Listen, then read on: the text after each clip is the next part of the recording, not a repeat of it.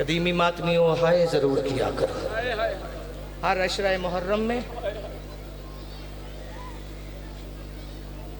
एक शहादत ज़रूर पढ़ता हूँ।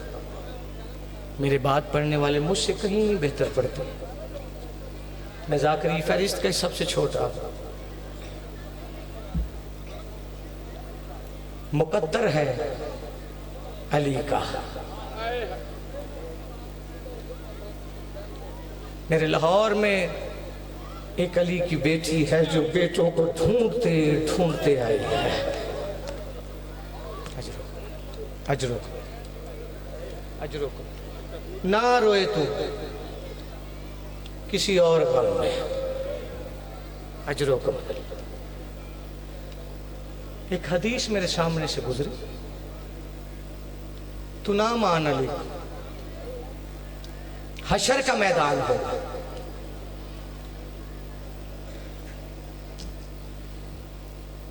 या रसूल अल्लाह बुलंद आवाज से रोना शुरू करेंगे। आवाज आएगी, है मोहम्मद क्यों रो रहा है?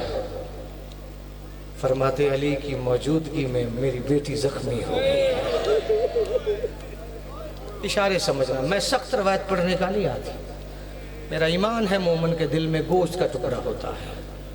हाँ, आप जितना बर्दाश्त करोगे उतना ही पढ़ूंगा। मोहम्मद के रोने की आवाज ऊंची हो, या इतने में अली के रोने की आवाज हो। मोहम्मद कहेंगे अली मैं तेरी मजलूमियत पर रो रहा हूं, तू किसे रो रहा है? आवाज आएगी, या रसूलुल्लाह जरा देखे ना, हशर के मैदान में गरीब से गरीब का बेटा भी कफन के साथ उठ रहा है। जो मातम कर सकता है आलिया की सुन्नत निभाया कर, सरों पे हाथ जरूर मारा कर। गरीब से गरीब का बेटा भी कफन के साथ उठ रहा है, और मुझ अली का गरीब हुसैन और बगैर कफन के उठ रहा है। ये अली के रोने की आवाज से हुसैन की आवाज बुलंद हो जाएगी। अली कहेंगे हुसैन और मैं तेरी मजलूमियत को रो रहा हूँ और तू किसे रो रहा है? आवाज आएगी बाबा और बेकफन उठा हूँ लेकिन हूँ तो तेरा बेटा। एक बार शाम का जिंदान देख और मेरी 4 साल की बेटी और रस्सियों के साथ। अजरो कमन अल्लाह, अजरो कमन अल्लाह।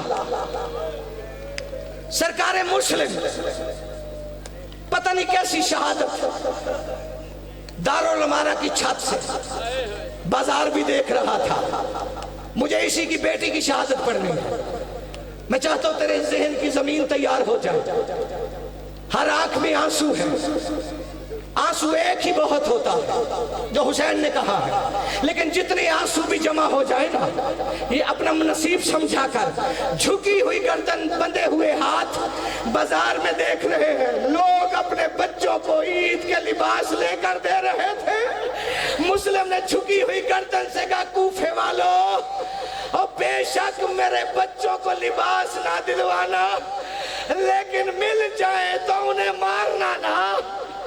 अजरो का मन अल्लाह, अजरो का मन अल्लाह। ये मंजर था ना, अब जो गाजी ने रास्ते में पलट के देखा तो हुसैन का इमामा खुलकर गले में आया हुआ था। गाजी वापस आए, मौला मेरी जिंदगी में क्यों रो रहा है? कहा माँ की चादर का वास्ता है, अगर मंजर दिखाऊंगा तो तलवार पे तेरा हाथ नहीं जाएगा। फरमाया जमानत देकर आया हूँ। अब जो हुसैन ने दोनों उंगलियां उठाई, गाजी ने देखा या किसी ने और मुस्लिम को जोर से तमाचा मारा। गाजी जमीन पे गिरा, रो के कहता तेरी अपनी मसलहत है, और वरना मेरा मुस्लिम तमाचों के लायक नहीं है। अजरो कमन अल्लाह। मातम भी करता। गाजी ने दोनों हाथ बांधे, मौला माँ की चादर का वास्ता है, मुझे कूफे भेज। क्या करेगा? लड़ूंगा नहीं। मौला जरा दारुल अमारा की ऊंचाई देख, सर झुका हुआ है, अभी तलवार तलवार चलेगी और मेरे मुस्लिम का सर बाजार में आएगा और मौला झोली फैलाकर मुस्लिम का सर लूंगा। हुसैन की आवाज आई, अब्बास तूने मेरे मुस्लिम को बेआसरा समझा है, जरा बाजार में देख। अब जो देखा तो काले बुरके वाली बीबी है जो कह रही थी आ मेरे हुसैन के सफीर।